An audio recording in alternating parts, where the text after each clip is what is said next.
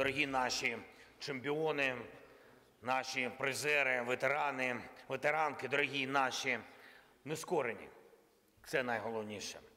З нескорених починається нація. Ви чудово знаєте ці важливі слова. І не лише тому, що це офіційне гасло Invictus Games, а передусім через те, що ви є реальним, живим доказом і підтвердженням саме цих слів.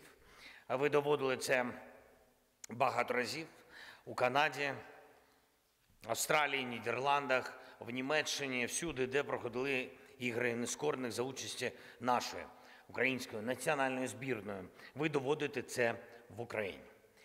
Щодня своїми справами, своїм прикладом. Це приклад нескореної віри, приклад надзвичайної сили.